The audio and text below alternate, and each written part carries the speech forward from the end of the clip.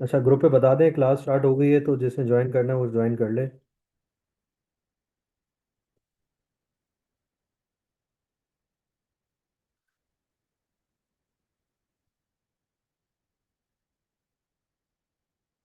Time थोड़ा कम है तो हम लोग स्टार्ट करते हैं। औज़ु बिल्लाहि मिनश शैतानिर रजीम, बिस्मिल्लाहिर रहमानिर रहीम। अल्लाहुम्मा रब्बि इश्रह ली सदरी व यस्सिर ली अमरी वहलुल उक़दतम मिन लिसानी यफ़क़हू क़ौली। अच्छा जी, आज का जो हमारा टॉपिक है, जो हम चीज़ कवर करने जा रहे हैं, उसमें ज़्यादातर बातें हैं, ठीक है। और नोटिंग आप लोगों ने करनी है, और ये सेशन मैं यूट्यूब पे भी डाल दूंगा, तो जो भी बाद में इसको देखना चाहे, नोटिंग करना चाहे, तो वो अपनी नोटिंग उससे बना सकता है। ठीक है। अच्छा जी, सेशन है सस्टेनेबिलिटी पे। अब रिसेंट जो हमारा सिलेबस अपग्रेड हुआ था आई कैप का, उसके अंदर इस कोर्स को इंट्रोड्यूस करवाया गया था। एक प्रॉपर पेपर फाइनल स्टेज पे लाया गया है, और इस पे ऑडिटर्स को आगे एश्योरेंस भी देनी है। तो उसको कैफ 8 और सी फैप 6 लेवल पे भी इंट्रोड्यूस किया गया है। तो ये रिलेटिवली बिल्कुल एक हल्का टॉपिक है, नया टॉपिक है इन अ सेंस। ठीक है, हल्का तो नहीं है, नया टॉपिक है। तो अभी भी इंडस्ट्री में बहुत सारे लोग इसको समझने की कोशिश कर रहे हैं। आईकैप भी डिफरेंट वर्कशॉप्स करवा रहा है। और यूजुअली ये होता है कि कोई नया टॉपिक ऐसा आता है तो आईकैप उसको फौरन से टेस्ट करता है। लेकिन सरप्राइजिंगली लास्ट टाइम जो ऑडिट की गई है, उसके अंदर सिर्फ एक एमसीक्यू उसका आया था, टेस्ट हुआ था, और डिटेल लेवल पे इसको टेस्ट नहीं किया था। तो अब बहुत ज़्यादा चांसेस हैं कि इसको एक अच्छे लेवल पे कैफ एट के पेपर में टेस्ट किया जाए। तो हम इसको थोड़ा सा थियोरेटिकली भी समझने की कोशिश करेंगे, और पहले तो कॉन्सेप्चुअली समझेंगे कि ये चीज़ है क्या। अगर मैं आप सब लोगों से एक सवाल पूछूं, तो क्विकली आप लोगों ने टाइप भी करना है कि दुनिया की सबसे सक्सेसफुल कंपनीज कौन सी है, जल्दी से। दुनिया की सबसे ज़्यादा सक्सेसफुल कंपनी कौन सी है? एप्पल, नेस्ले, यूनिलीवर, और नासा, और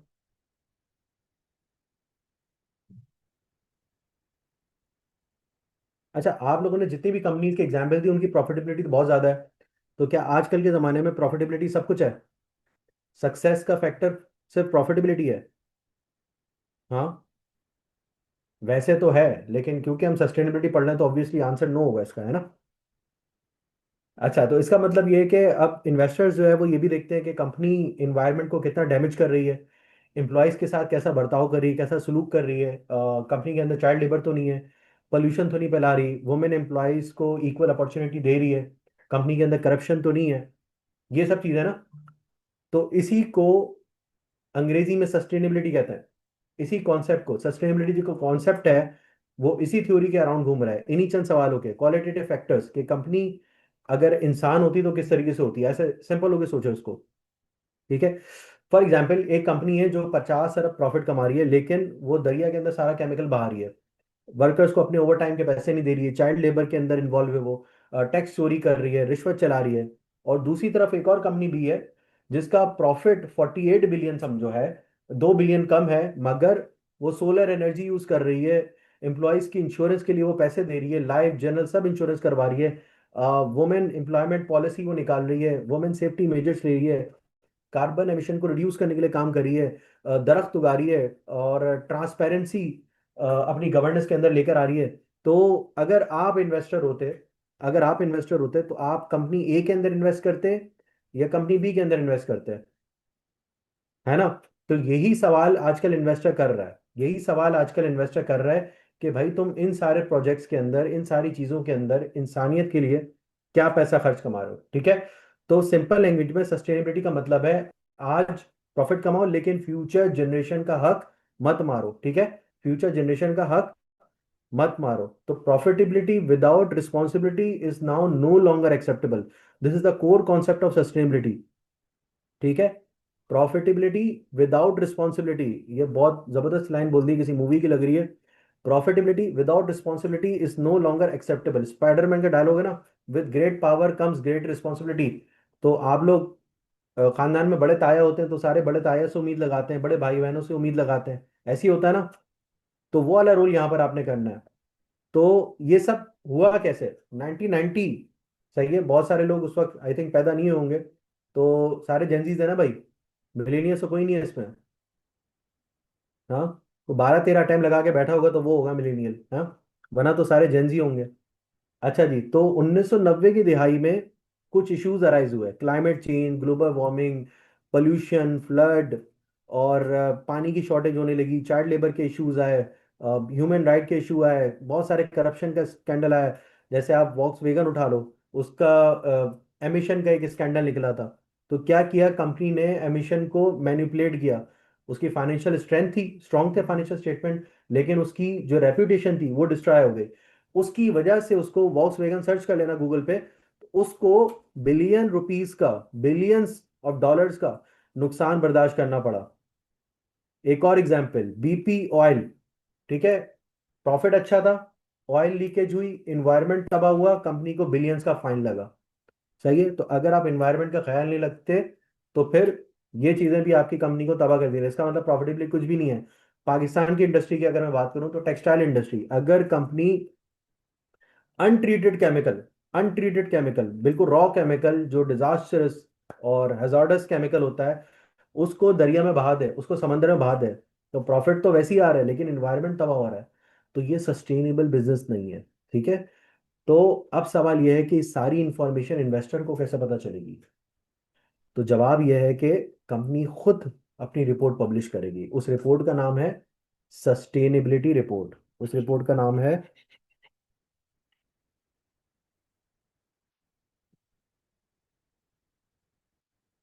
भैया सिंपल अल्फाजों में, सस्टेनेबिलिटी रिपोर्ट। ये रिपोर्ट बिल्कुल फाइनेंशियल स्टेटमेंट्स की तरह एक रिपोर्ट होगी। इसके अंदर फाइनेंशियल स्टेटमेंट्स तो बनेंगी, प्रॉफिट कितना हुआ, एसेट्स कितने हैं, लायबिलिटीज कितनी है, कैश कितनी है, ये सब आएगा। सस्टेनेबिलिटी सस्टेनेबिलिटी रिपोर्ट बताती है कि कंपनी ने एनवायरनमेंट के लिए क्या किया, कंपनी ने एम्प्लॉयज के लिए क्या किया, कंपनी ने सोसाइटी के लिए क्या किया, गवर्नेंस कितनी अच्छी है। सिंपल कंपैरिजन होगा फाइनेंशियल स्टेटमेंट का आंसर, कंपनी ने पैसा कितना कमाया, सस्टेनेबिलिटी रिपोर्ट बताएगी कंपनी ने पैसा किस तरह कमाया। समझ रहे हो, फाइनेंशियल स्टेटमेंट बताएगी कंपनी ने पैसा कितना कमाया, सस्टेनेबिलिटी रिपोर्ट बताएगी कंपनी ने पैसा किस तरह कमाया। समझ में आ रही है। तरीका है वारदात क्या है, तरीका है वारदात, ईएसजी। ईएसजी का नाम सुना है, ईएसजी,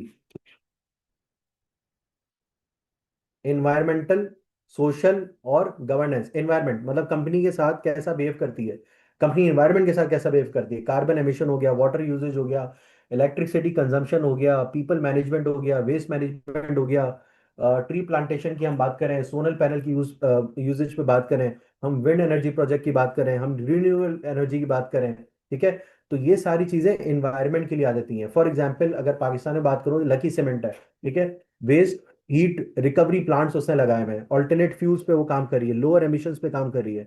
तो ये एनवायरनमेंट के लिए इनिशिएटिव है। तो आगे आने वाले लोगों के लिए इस एनवायरनमेंट को बेहतर बनाना है। टेक्सटाइल की मैं एग्जांपल दूं, Nishat mills water recycling plant है, केमिकल ट्रीटमेंट कर रही है, एनर्जी एफिशिएंट मशीनरी वो लगा रही है। ठीक है, बैंक की मैं एग्जांपल दूं तो दीगर बैंक्स में एचबीएल हो गया, यूबीएल हो गया, पेपरलेस बैंकिंग एनवायरनमेंट है, डिजिटल बैंकिंग को प्रमोट किया जा रहा है। ठीक है, डिजिटल बैंकिंग को प्रमोट किया जा रहा है। S is for social, S is for social, ये लोगों के बारे में, मतलब एम्प्लॉयज आ जाते हैं इसमें, एम्प्लॉयज के बारे में क्या कर रही है, कस्टमर के बारे में क्या कर रही है, इवन कम्युनिटीज के बारे में क्या कर रही है, सप्लायर के बारे में क्या कर रही है, ह्यूमन राइट्स के रिलेटेड वो क्या काम कर रही है। तो आपने कंपनी की कोई भी फाइनेंशियल स्टेटमेंट्स आप उठाओगे तो उसके अंदर लिखा होगा कि भाई इस फलानी ऑर्गेनाइजेशन ने यहाँ पर डोनेशन दिया है, यहाँ पर ये काम किया है, इतने दरख्त लगाए, वो सारा क्या है, ईएसजी डिस्क्लोजर। ये सारी कंपनीज पहले भी कर रही थी, अब स्टैंडर्ड आ गया।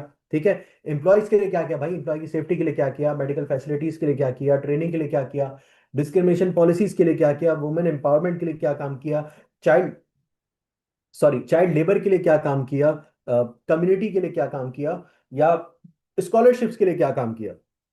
बैंक्स में आ जाओ तो बैंक के एम्प्लॉयज को training, medical insurance, equal opportunity दी है नहीं दी है। जी सॉरी, अच्छा, तो ये सारी चीजें। मैन्युफैक्चरिंग में आ जाऊं, मैं मैन्युफैक्चरिंग में आ जाऊं तो हर कंपनी के अपने लिहाज से ना, मैन्युफैक्चरिंग में क्या होगा, मैन्युफैक्चरिंग है तो वहां पे वर्कर की सेफ्टी को इंपॉर्टेंस दी जाएगी, प्रॉपर फायर एग्जिट लगाए जाएंगे, सेफ्टी ट्रेनिंग दी जाएगी। तो ये सारी चीजें सोशल में आ जाती हैं, ठीक है। The last part is the G, governance. Governance का मतलब कंपनी को कैसे कंट्रोल किया जा रहा है। For example board of directors हैं, ऑडिट कमेटी है, इंडिपेंडेंट डायरेक्टर्स हैं, इंटरनल कंट्रोल्स है, विसिंग ब्लोइंग पॉलिसी है, या फिर ब्राइबरी पॉलिसी है, या फिर कोड ऑफ एथिक्स है, ठीक है। ऑडिट के परस्पेक्टिव से बात करूं तो स्टूडेंट मुझे ये बताएं कि इंटरनल कंट्रोल्स किस चैप्टर में पढ़ते थे,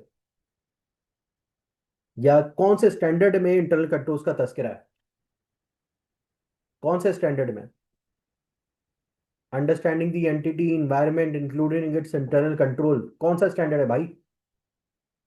हाँ, आइजा 315, आइजा 315 है ना।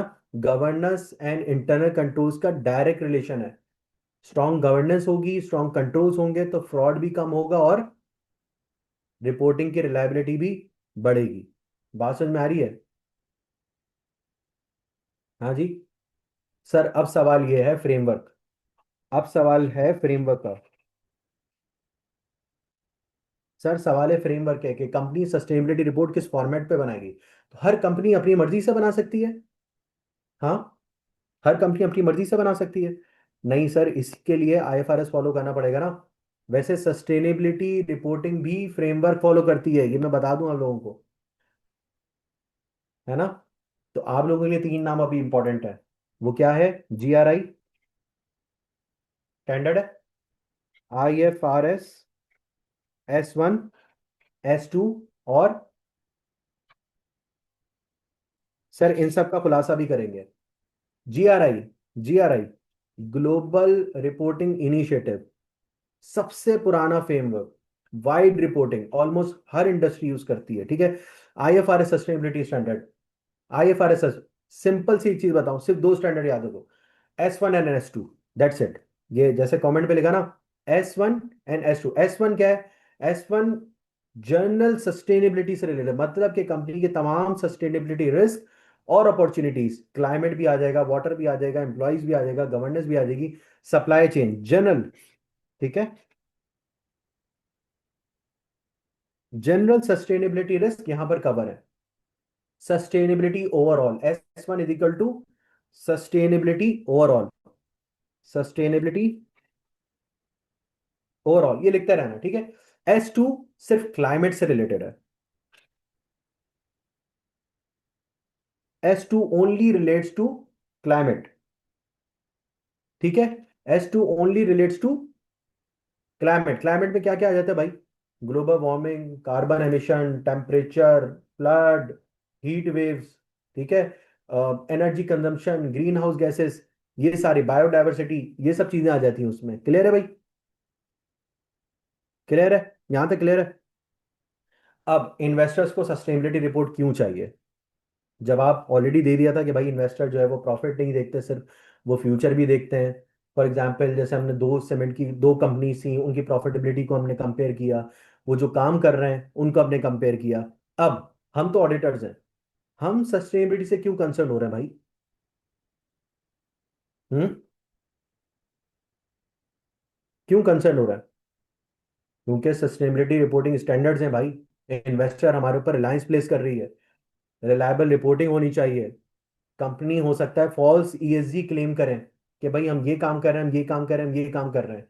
ग्रीन वॉशिंग, ग्रीन वॉशिंग क्या कितने लोगों को पता है ग्रीन वॉशिंग, कितने लोगों को पता है कॉन्सेप्ट ग्रीन वॉशिंग का।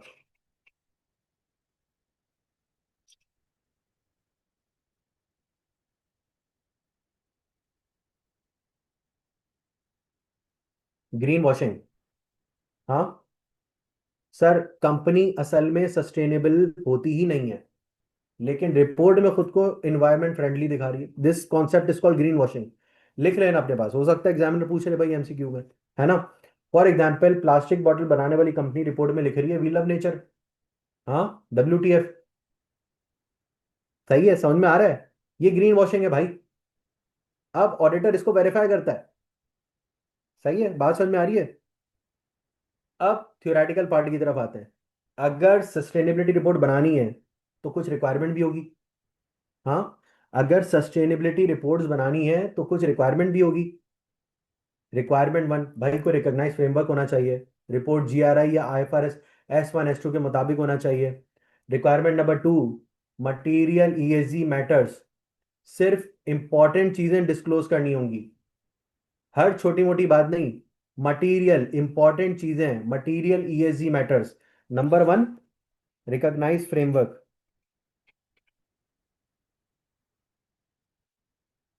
Number two, number two, material ESG matters. हर छोटी बात डिस्क्लोज नहीं। मटेरियल का मतलब जो इन्वेस्टर का डिसीजन चेंज कर सकती हो।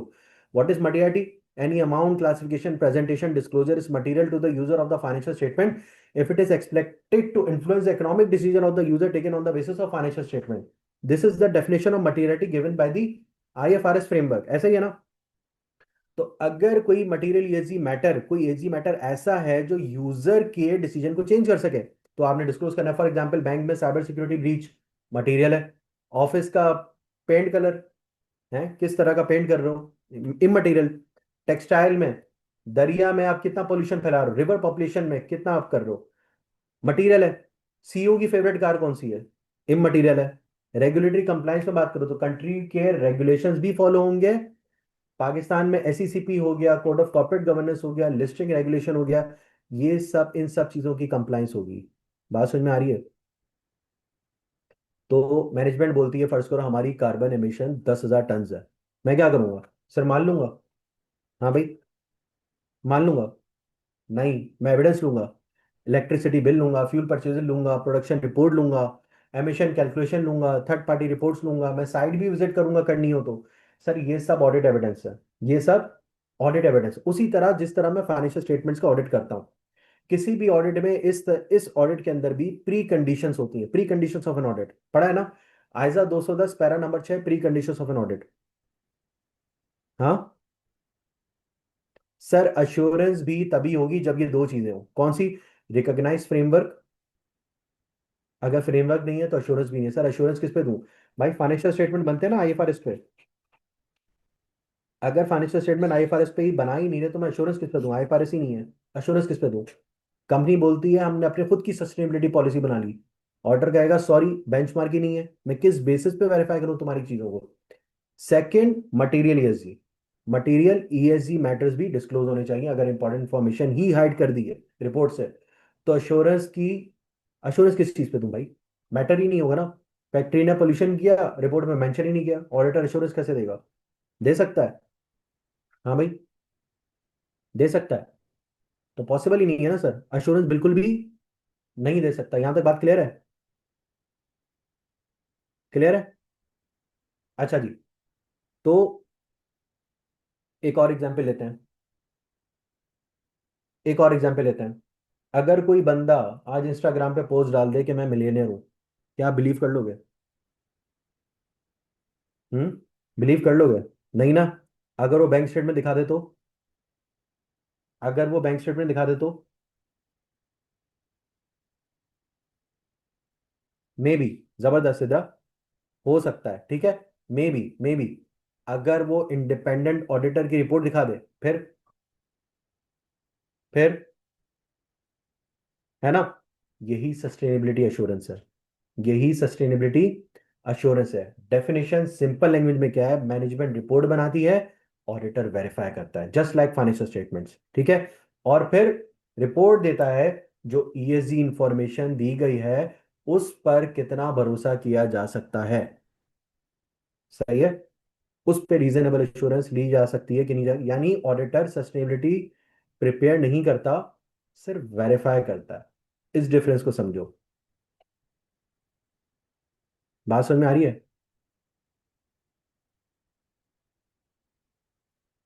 सर सपोज करो एक कंपनी रिपोर्ट करती है कि हमारा कार्बन एमिशन 25% से रिड्यूस हो गया है। ऑडिटर पूछता है एविडेंस किधर है?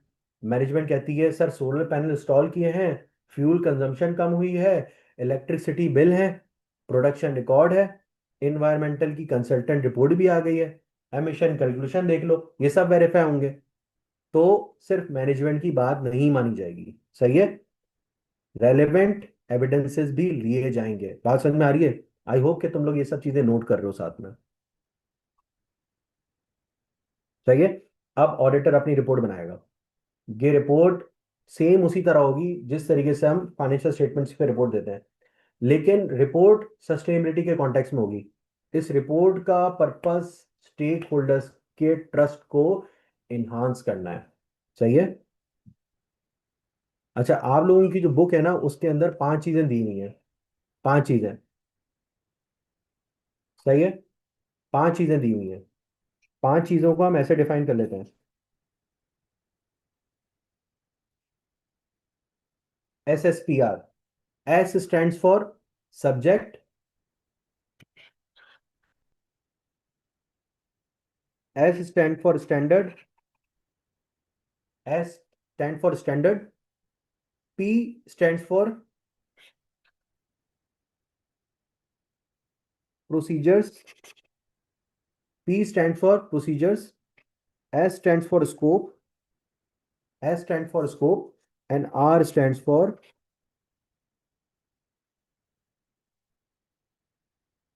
रिस्पॉन्सिबिलिटीज। बात समझ में आ रही है? हम्म। इसके बाद अश्योरेंस लेवल भी याद रखना, ठीक है। अब बात कर लेते हैं सब्जेक्ट मैटर पे। सही है। अब बात कर लेते हैं सब्जेक्ट मैटर पे, ये सेम उसी तरीके से जिस तरीके से एलिमेंट्स ऑफ ऑडिट हमने देखे। ठीक है। सब्जेक्ट मैटर सबसे पहले ऑडिटर बताएगा हमने किस चीज का अश्योरेंस किया है। हाँ। इंटायर सस्टेनेबिलिटी रिपोर्ट, या सिर्फ क्लाइमेट डिस्क्लोजर, या कार्बन एमिशन, या एम्प्लॉय की सेफ्टी। सब्जेक्ट मैटर डिफाइन होगा सबसे पहले। सही है।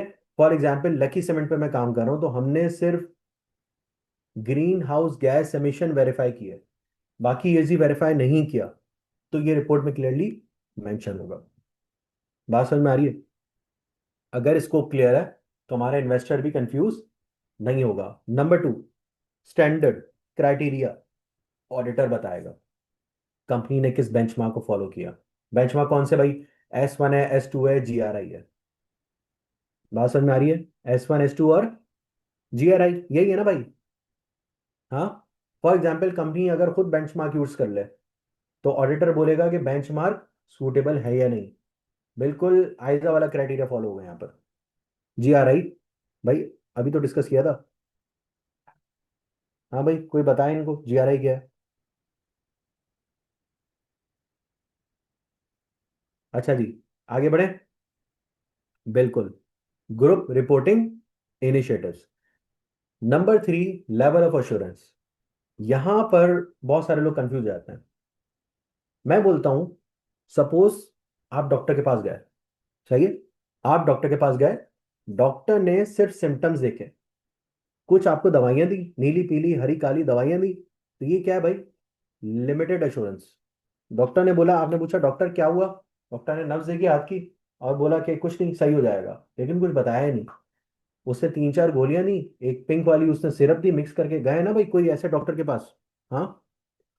तो उसने मिक्स करके दी। 400 500 रुपये फीस होती है, हार्डली, बहुत सस्ता पड़ता है डॉक्टर, लेकिन टिका के इलाज हो जाता है। तो उसने एक आपको लिमिटेड एश्योरेंस दी कि नहीं ठीक हो जाएगा, ये दवाइयां लो, ठीक हो जाएगा। लेकिन अगर डॉक्टर ब्लड टेस्ट कराए, डॉक्टर MRI कराए, डॉक्टर CT स्कैन कराए, डॉक्टर ESG कराए, सही है, ECG, सॉरी ESG नहीं, डॉक्टर ECG कराए, CBC कराए, एक्सरे कराए, ये सब कर लिया, ये क्या है? ये रीजनेबल एश्योरेंस है।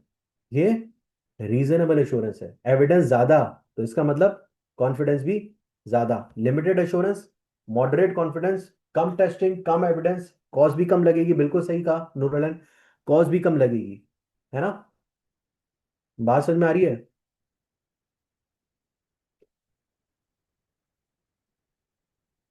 हाँ। एग्जाम्पल देता हूँ, एक एग्जाम्पल देता हूँ। देखो एक कंपनी है, एक सीमेंट कंपनी है, मैनेजमेंट क्लेम करती है कि कार्बन एमिशन उसका 5 लाख टन हुआ है। लिमिटेड एश्योरेंस, ऑडिटर क्या करेगा? सैंपल चेक करेगा, एनालिटिकल रिव्यू करेगा, इंक्वायरी करेगा और रिकैलकुलेशन करेगा। लिमिटेड एश्योरेंस में क्या करेगा? सैंपल चेक करेगा, एनालिटिकल करेगा, इंक्वायरी करेगा और थोड़ी बहुत रिकैलकुलेशन कर लेगा। लेकिन अगर रीजनेबल एश्योरेंस दी जा रही है, अगर रीजनेबल एश्योरेंस दी जा रही है तो क्या होगा?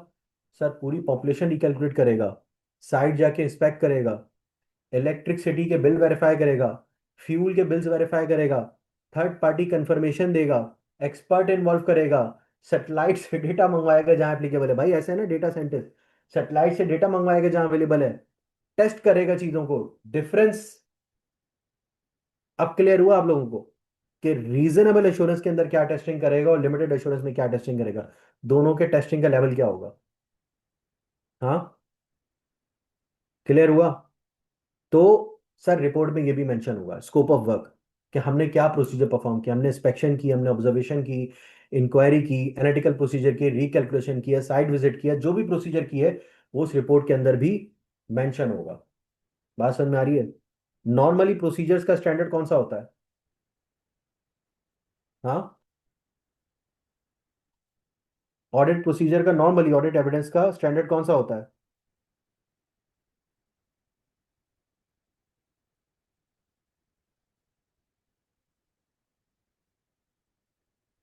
जी, 500।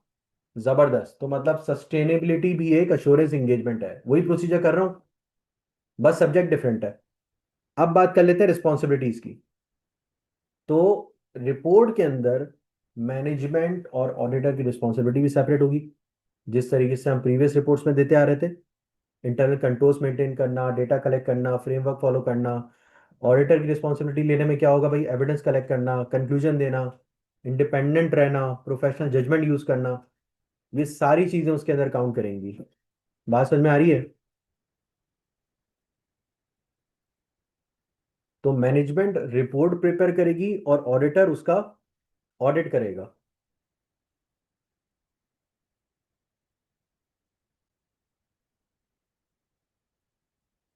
अच्छा, यहां पर आपके कोड ऑफ एथिक्स के कॉन्सेप्ट भी आ जाते हैं। ऑब्वियसली अश्योरेंस एंगेजमेंट है, तो कोड ऑफ एथिक्स भी आएगा, मतलब ऑडिटर इंडिपेंडेंट रहेगा, कोई कॉन्फ्लिक्ट ऑफ इंटरेस्ट नहीं होगा, आइसबा की कंप्लाइंस देखी जाएगी। सही है। अब एथिक्स की बात कर लेते हैं। अगर ऑडिटर कंपनी का शेयर होल्डर भी हो तो ट्रस्ट होगा। सिंपल सी बात है, इसको ऑडिट से ही लिंक करो, क्विकली खत्म हो जाएगा। ट्रस्ट होगा। अगर ऑडिटर कंपनी का एम्प्लॉय है, फिर अगर ऑडिटर सस्टेनेबिलिटी का सॉफ्टवेयर भी बना रहा है खुद ही, तो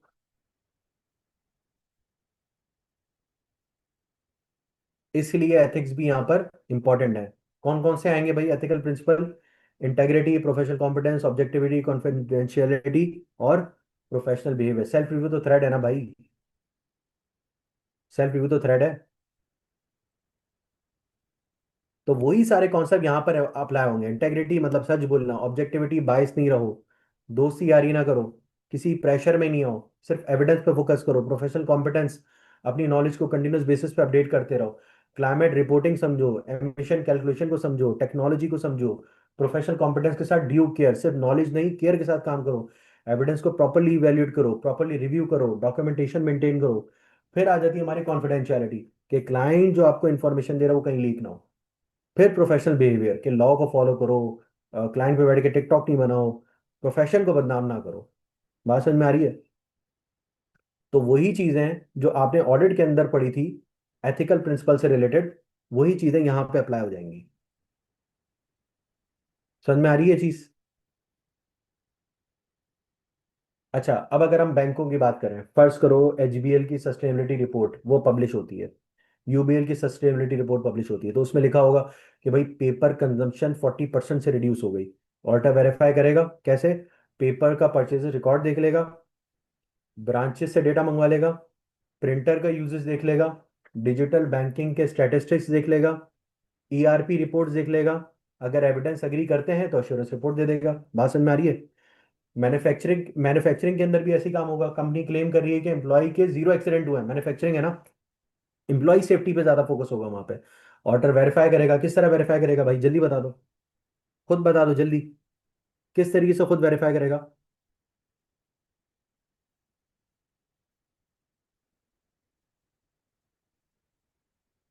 एम्प्लॉय के कोई एक्सीडेंट नहीं हुए, कंपनी क्लेम कर रही है। हाँ, बिल्कुल ऐसे ही है, जबरदस्त। एम्प्लॉय से पूछ लेगा, हॉस्पिटल के रिकॉर्ड्स देख लेगा, मतलब लेजर स्कैन कर लेगा, एचआर की फाइल्स देख लेगा। भाई जबरदस्त अली मुर्तुजा, इंश्योरेंस क्लेम भी देख लेगा ना, फैक्ट्री विजिट कर लेगा, सेफ्टी सेफ्टी पॉलिसीज देख लेगा, वर्कर से इंटरव्यूज कर लेगा। अब बात करते हैं टेलीकम्युनिकेशन। पीटीसीएल क्लेम कर रहा है कि 95% उसने इलेक्ट्रॉनिक बिलिंग की है। मतलब आते थे ना घरों पे बिल लंबे लंबे, वो नहीं आते भाई। अब ईमेल पे बिल जाते हैं, मोबाइल ऐप्स पे बिल आते हैं। तो 95% बिलिंग इलेक्ट्रॉनिकल हुई है, तो ऑडिटर क्या करेगा? वेरीफाई करेगा। कैसे वेरीफाई करेगा? कस्टमर डेटाबेस देखेगा, पेपर बिल्स कितने इशू हैं वो देखेगा, सिस्टम रिपोर्ट्स देखेगा। ऐसे ही है। ऑयल एंड गैस की एग्जांपल ले लो, कंपनी क्लेम कर रही है कि 0% ऑयल स्पिल हुआ है, 0%। अब ऑडिटर क्या करेगा? एक सेकेंड ना।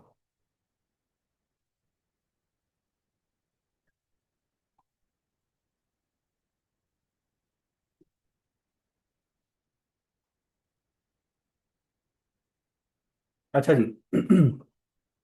ऑडिटर क्या करेगा? उसको वेरीफाई करेगा। इन्वायरमेंट की जो रेगुलेटरी रिपोर्ट्स है उनको वेरीफाई करेगा। भाई ओबरा को रिपोर्ट हो रही है वो देख लेगा, इंसिडेंट रजिस्टर देख लेगा। ऑयल स्पिल हुआ होगा तो किसी ने तो इंश्योरेंस क्लेम किया होगा, इंश्योरेंस क्लेम की रिपोर्ट देख लेगा, साइट इंस्पेक्ट कर लेगा। माइनिंग, चाहिए माइनिंग होती है ना भाई, पहाड़ खोद के मिनरल निकालते हैं। आइडिया है किसी को? अब माइनिंग कंपनी कह रही है कि हमने 20,000 दरख्त लगाए, ट्रीज लगाए। तो ऑडिटर क्या करेगा भाई? सिर्फ फोटो देखेगा? तो आप लिख दोगे ये तो एआई है। हाँ, फिर क्या होगा भाई? किस तरह वेरीफाई करोगे? जबरदस्त, फिजिकली वेरीफाई करोगे। सैटेलाइट इमेजेस देख लोगे अगर एक्सेस है नासा का भाई। अगर किसी एनजीओ के थ्रू लगाए तो उसके एनजीओ की कंफर्मेशन ले लोगे।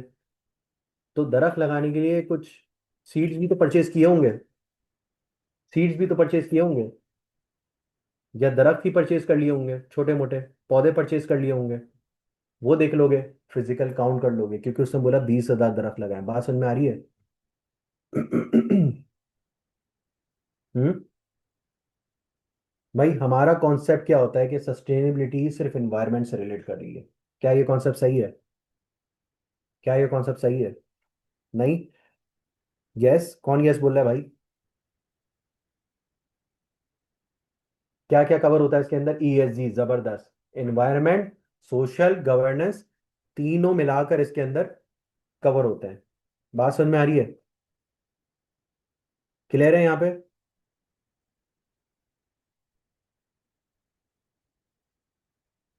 जी सर, क्लियर है, आगे बढ़े। अच्छा, सपोज करो जितनी भी कंपनियों के नाम मैंने लिए, एचबीएल हो गया, लकी सीमेंट हो गया, एंग्रो हो गया, या ऑडिट फर्म्स हो गई, ठीक है। ऑडिट फर्म्स आती है और कहती है कि सर हमारी सस्टेनेबिलिटी रिपोर्ट्स वेरीफाई कर दें। ये सारी कंपनी ऑडिट फर्म आती है और कहती है सर हमारी सस्टेनेबिलिटी रिपोर्ट को वेरीफाई कर दें। ऑडिटर क्या करेगा? ऑडिटर क्या करेगा? अभी तो हमने फ्रेमवर्क के बारे में बात की ना, ऑडिटर क्या करेगा? हाँ भाई, इतनी बड़ी बड़ी कंपनीज आ रही है सस्टेनेबिलिटी रिपोर्ट लेकर अपनी, और कह रहे हैं कि हमारी रिपोर्ट वेरीफाई कर दें। क्या करेगा? प्रोसीजर परफॉर्म करेगा, अपनी मर्जी से कर लेगा। हाँ, रिपोर्ट इशू करेगा, अपनी मर्जी से कर लेगा। स्टैंडर्ड होगा ना भाई। जैसे हम लोग फाइनेंशियल स्टेटमेंट्स का ऑडिट करते हैं तो क्या फॉलो करते हैं? International standards on auditing follow करते हैं ना, आईआस फॉलो करते हैं ना। उसी तरीके से सस्टेनेबिलिटी एश्योरेंस के लिए आईएएसबी ने नए स्टैंडर्ड्स इशू किए हैं, जिसका नाम है ISSA 5000। ISSA 5000, सही है।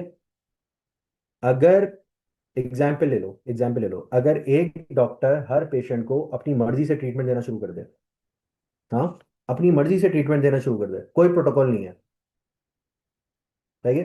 फीवर हो रहा है बंदे को, बंदे को फीवर हो रहा है, उसने माथे पे चीरा लगाया और वैक्यूम से सारी जो है ना वो ठंडक डाल रहा है उधर, या बर्फ डाल रहा है। एग्जाम्पल दे रहा हूँ। हाँ भाई, कोई प्रोटोकॉल नहीं है, फिर कोई स्टैंडर्ड ही फॉलो नहीं कर रहा, तो आप ट्रस्ट कर सकोगे उसको? ऑडिट उसको, डॉक्टर को ट्रस्ट कर सकोगे? इसी तरीके से ऑडिटर भी अपनी मर्जी से एश्योरेंस नहीं देता, सही है। हम लोग आइजा को फॉलो करते हैं, तो सस्टेनेबिलिटी के अंदर क्या होगा? ISSA 5000 फॉलो करेंगे, सही है। तो ISSA 5000 सिंपल लैंग्वेज में भाई एक इंटरनेशनल स्टैंडर्ड है जो हमें बताता है कि सस्टेनेबिलिटी अश्योरेंस इंगेजमेंट कैसे परफॉर्म करनी है। समझ में आ रही है? यानी उसकी प्लानिंग कैसे होगी, एविडेंस कैसे कलेक्ट होगा, रिपोर्टिंग कैसे लिखी जाएगी, ओपिनियन कैसे लिखी जाएगी। बिल्कुल इसी तरीके से जिस तरीके से आइजाज का फ्लो है, इंटरनेशनल स्टैंडर्ड्स ऑन ऑडिटिंग का फ्लो है। रिपीटिंग प्लानिंग कैसे होगी, एविडेंस कैसे लिया जाएगा, उसकी रिपोर्टिंग कैसे होगी और ओपिनियन कैसे एक्सप्रेस की जाएगी। बात समझ में आ रही है? मसला ये होता था कि पहले कंपनी अलग अलग तरीके से सस्टेनेबिलिटी रिपोर्ट्स को वेरीफाई करवा रही थी ग्लोबली। कोई जीआरआई यूज करता था, कोई अपनी मेथोडोलॉजी लगाता था, कोई से एनवायरनमेंट का डेटा वेरीफाई करवा रहा है, कोई से सोशल डेटा वेरीफाई करवा। इन सब चीजों में कंसिस्टेंसी नहीं थी। जिस तरीके से हर कंपनी अपनी फाइनेंशियल स्टेटमेंट अपने हिसाब से बनाती थी, फिर आईएफआरएस आ गए। तो एक स्टैंडर्डाइजेशन आ गई कि भाई अब फाइनेंशियल स्टेटमेंट किस हिसाब से बनेंगे, आईएफआरएस के हिसाब से बनेंगे, ताकि कंपेरेबिलिटी भी आए ना। तो अब दुनिया में एक कॉमन स्टैंडर्ड फॉलो होगा, इसका नाम है ISSA 5000। बात समझ में आ रही है? अब सर सवाल है, क्या ऑडिटर पूरी सस्टेनेबिलिटी रिपोर्ट को वेरीफाई करेगा? हाँ भाई, क्या ऑडिटर पूरी सस्टेनेबिलिटी रिपोर्ट को वेरीफाई करेगा?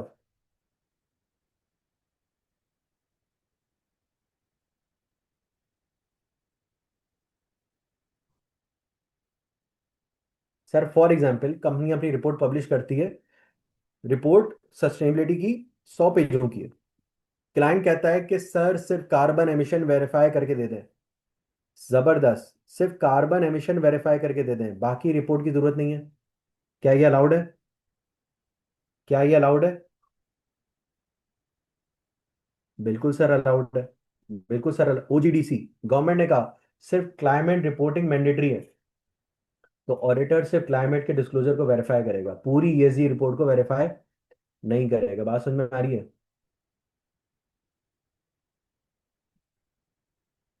हाँ, डॉक्टर ने आपको सिर्फ शुगर टेस्ट लिख के दिया, आपका हार्ट चेक नहीं किया, है ना? हार्ट का टेस्ट लिख के नहीं दिया आपको, तो रिपोर्ट में क्या आएगा? रिपोर्ट में क्या आएगा? सिर्फ शुगर टेस्ट के रिजल्ट आएंगे ना। अच्छा, अब मूव करते हैं इस स्टैंडर्ड की तरफ। ठीक है, 3 ऑब्जेक्टिव्स हैं ISSA 5000 के। मेनली 3 ऑब्जेक्टिव हैं। Number 1, assurance.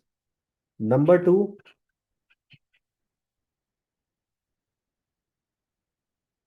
Expressing the conclusion. And number 3, communication. क्या ये समझ में आता है? ये समझ में आता है? ISSA 5000 के 3 ऑब्जेक्टिव्स हैं। Number 1 assurance, number 2 expressing the conclusion, and number 3 communication. ये बात समझ में आती है? ये बात समझ में आती है? सारे बताओ जल्दी से, समझ में आती है? क्या समझ में आता है? मैंने तो समझाया ही नहीं अभी कुछ इसमें। हाँ, objective number 1, objective number 1, obtaining assurance. Sir पहला ऑब्जेक्टिव है, रीजनेबल अश्योरेंस होगी या लिमिटेड अश्योरेंस होगी।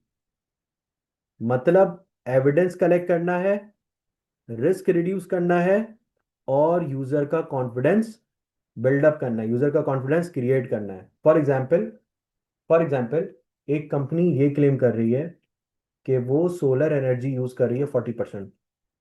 ऑडिटर का क्या ऑब्जेक्टिव होगा? भाई इसके अगेंस्ट एविडेंस लूंगा, और कंपनी की जो क्लेम कर रही है उसको मैं कंफर्म करूंगा। बात समझ में आ रही है? Objective 2, written conclusion. ऑडिटर को रिपोर्ट बनानी है अब। हाँ, ऑडिटर को रिपोर्ट बनानी है, यूजर्स को भी कम्युनिकेट करना है, उसी तरीके से जिस तरीके से ऑडिट ओपिनियन होती है। ऑडिटर रिपोर्ट बनाता है, कम्युनिकेट करता है। ऑब्जेक्टिव नंबर 3 में और कम्युनिकेशन भी आते हैं, कभी शेयर होल्डर को, कभी बोर्ड को, ऑडिट कमेटी को। जो रिक्वायर कर रहा है, जो हायर कर रहा है कि भाई हमें सस्टेनेबिलिटी रिपोर्ट पे अश्योरेंस चाहिए, तो आप उसी को कम्युनिकेट करोगे। ये बात समझ में आ रही है? सर मैनेजमेंट ये क्लेम कर रही है कि 100 फैक्ट्रीज के अंदर पॉपुलेशन 0 है। 100 फैक्ट्रीज के अंदर पॉपुलेशन है ही नहीं। ऑडिटर बोलता है एविडेंस दिखा दो, मैनेजमेंट कहती है रिकॉर्ड्स गुम हो गए। सही है। मैनेजमेंट कहती है रिकॉर्ड्स गुम हो गए, इलेक्ट्रिसिटी बिल भी नहीं है, फ्यूल रिकॉर्ड भी नहीं है, साइट पे विजिट भी आपको अलाउ नहीं कर रही है। अब ओपिनियन कैसे दोगे? जल्दी, अब ओपिनियन कैसे दोगे? Sir I double S standard बोलता है, अगर क्वालिफाइड कंक्लूजन अगर क्वालिफाइड कंक्लूजन सफिशिएंट नहीं है, तो या आप डिस्क्लेमर दो या फिर आप विड्रॉ कर लो। सही है।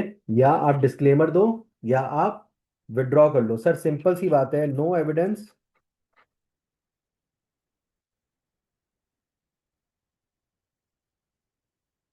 No assurance. No evidence, no assurance. Withdraw या फिर डिस्क्लेमर। ये बात समझ में आती है? ये बात समझ में आती है भाई? अगर मैनेजमेंट की इंटेग्रिटी के मसले हैं और डेटा देना ही नहीं है, तो आप विड्रॉ कर लो। लेकिन अगर लॉ और रेगुलेशन आपको परमिट नहीं करे कि आप विड्रॉ करो, तो आप डिस्क्लेमर दे दो। उसी तरीके से जिस तरह से आयजा के अंदर फ्लो बह रहा था, यहां भी फ्लो बहेगा। सपोज करें, सपोज करें, अगर मैं कहूं अगर मैं कहूं कि मैं दुनिया का बेहतरीन टीचर हूं। सही है। हाँ, तो आप लोग पूछोगे बेस्ट किस चीज पर हो भाई? इवेल्युएट करोगे ना, क्या मैं टीचिंग की बेसिस पे बेस्ट हूँ, क्या स्टूडेंट्स के रिजल्ट्स की बेसिस पे बेस्ट हूँ, क्या मैं अपने एक्सपीरियंस की बेसिस पे बेस्ट हूँ, क्या पॉपुलैरिटी की बेसिस पे बेस्ट हूँ? क्राइटेरिया है कि नहीं है? इवेल्युएट कैसे करोगे? हाँ, तो सर जो भी आप इंगेजमेंट को वेरीफाई कर रहे हो, जो भी आप ओपिनियन दे रहे हो, उसको भी क्राइटेरिया के अगेंस्ट मार्क करोगे। यहाँ बात समझ में आ रही है?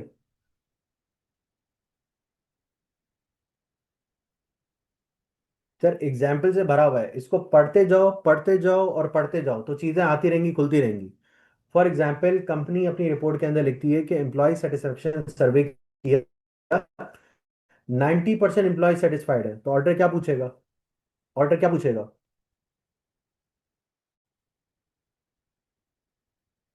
हाँ जी, 90% एम्प्लॉय सेटिस्फाइड है, ऑर्डर क्या पूछेगा? 10% क्यों नहीं है? जबरदस्त। भाई 90% क्लेम करी तो 90% को वेरीफाई करेगा ना। हाँ, सिंपल सी बात है ना। 90% वो क्लेम कर रहा है, तो मैं पूछूंगा भाई 90% किस बेसिस पर है? सर्वर रिपोर्ट रिपोर्ट कहाँ पर है? एचआर का रिपोर्ट है कि नहीं है?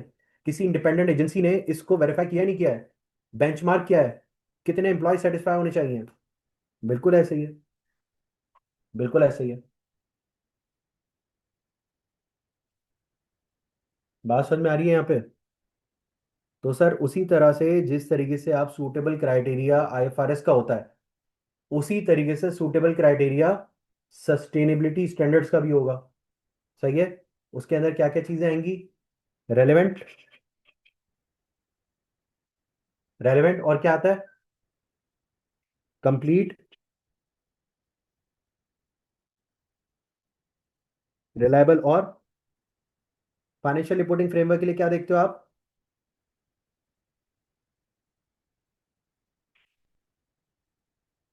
जबरदस्त। और अंडरस्टैंडेबल। एक, दो, तीन, चार, पांच। सही है। तो पांच कैरेक्टरिस्टिक आप देखोगे सूटेबल क्राइटेरिया में। बात समझ में आ रही है?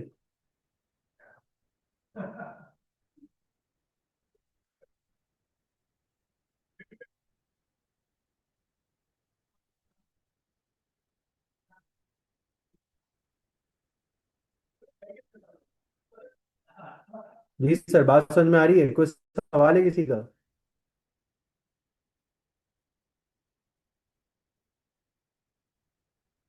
कोई सवाल है?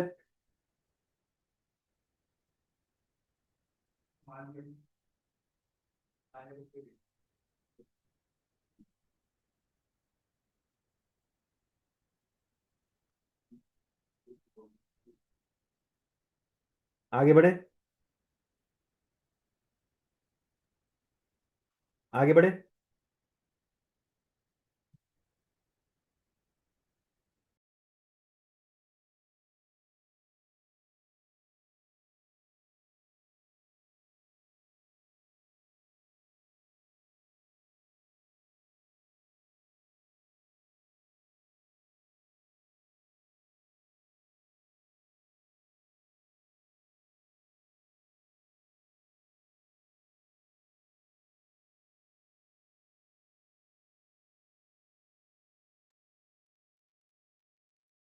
अच्छा जी, कहाँ था यार मैं?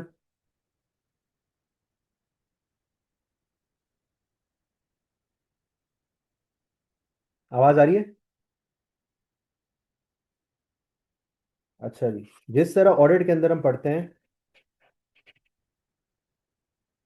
Elements of audit, elements of audit, उसी तरीके से एलिमेंट्स ऑफ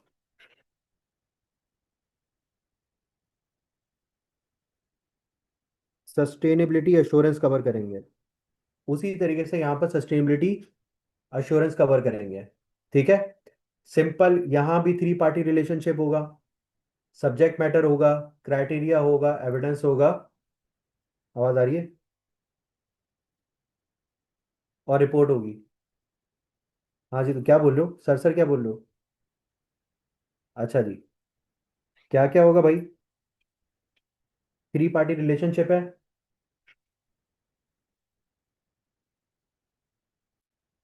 सब्जेक्ट मैटर है,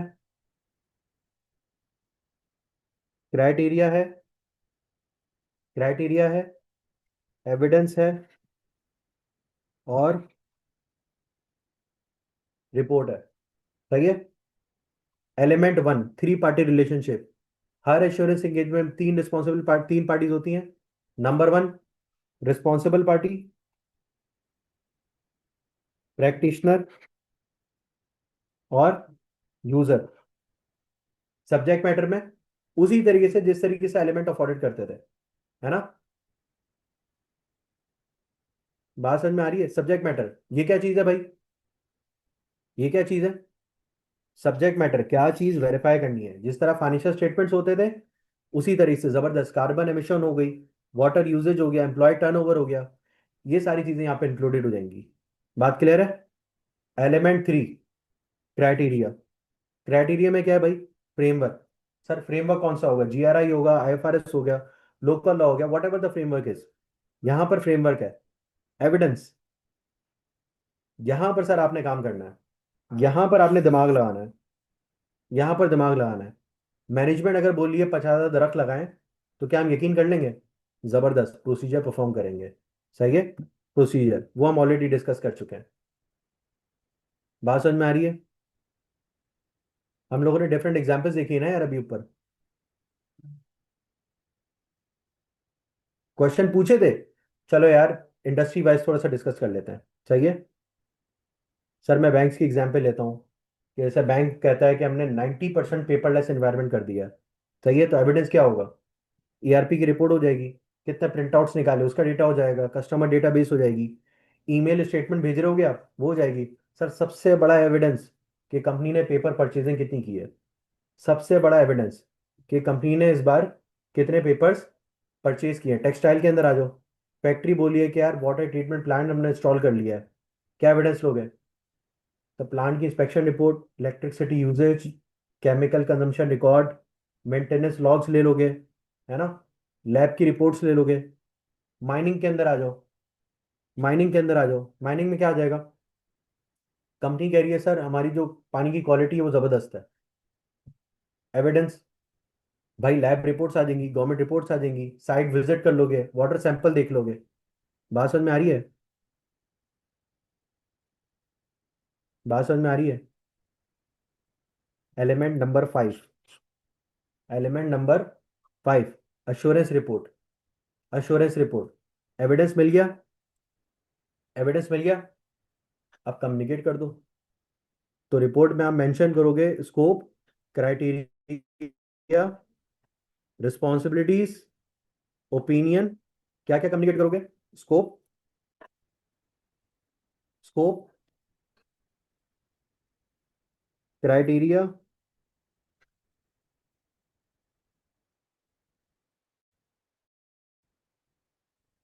रिस्पॉन्सिबिलिटीज और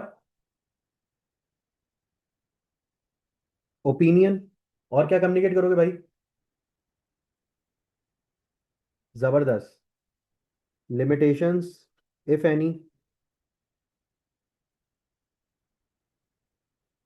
और स्टैंडर्ड्स और वो इंडिपेंडेंस रिक्वायरमेंट। बात समझ में आ रही है? बिल्कुल उसी तरह से कंटेंट होंगे जिस तरीके से आप फाइनेंशियल स्टेटमेंट्स पे ओपिनियन देते थे। बात समझ में आ रही है भाई? चीजें क्लियर है? चीजें क्लियर है?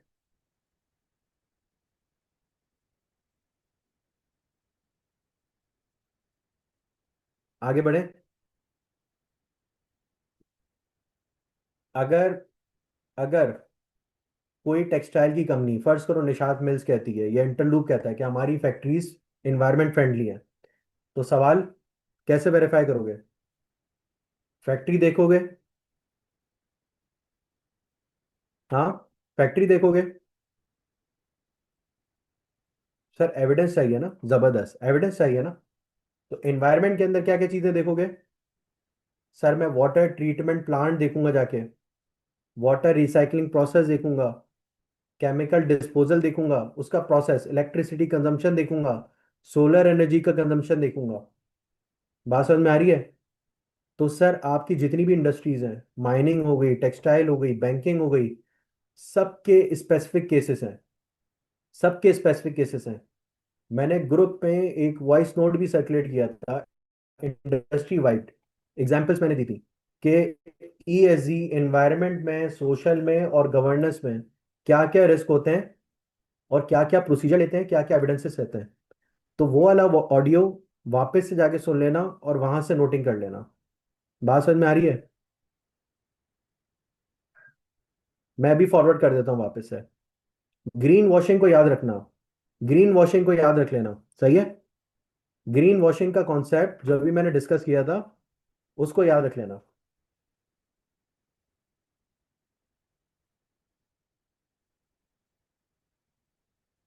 टेस्टिंग लेवल आई थिंक अभी भी मॉडरेट आएगा, इतना कोई हाई फाई लेवल पे टेस्ट नहीं करेगा। कर भी लिया तो भाई मुझे नहीं पता भाई, आई कैप है। तो sir concluding remarks, concluding remarks, ये बात आपने याद रखनी है कि फ्यूचर में ऑडिटर को सिर्फ फाइनेंशियल स्टेटमेंट वेरीफाई नहीं करनी, वो क्लाइमेट रिस्क को भी देखेगा, ह्यूमन राइट्स को भी देखेगा, गवर्नेंस को भी देखेगा, साइबर रिस्क को भी देखेगा, सस्टेनेबिलिटी इंफॉर्मेशन भी वेरीफाई करेगा। सही है? तो आज जो प्रोफेशन जहां पे खड़ा हुआ है, वो ऑडिटर सिर्फ नंबर्स का एक्सपर्ट नहीं है। सही है? नंबर्स के साथ साथ इम्पैक्ट भी देखेगा। जैसे मैंने कहा कि ये नहीं देखता यूजर अब कि कंपनी ने कितना प्रॉफिट कमाया, यूजर ये भी देखना चाहता है कि कंपनी ने प्रॉफिट कैसे कमाया, क्या कंपनी सस्टेनेबल थी कि भी नहीं थी। बात समझ में आ रही है? अब कर लोगे आगे? तो सर स्टडी टेक्स्ट के अंदर जो आपका कंटेंट दिया हुआ है सस्टेनेबिलिटी पे, उसको जाके रीड करना, तो बहुत सारी चीज़ें जो हमने आज क्लास में डिस्कस की हैं वो चीज़ें क्लियर हो जाएंगी। एमसीक्यू खुद ही प्रिपेयर हो जाएंगे अगर आप कॉन्सेप्चुअली सही चलोगे चीज़ों के अंदर। एमसीक्यू खुद तैयार होते रहेंगे।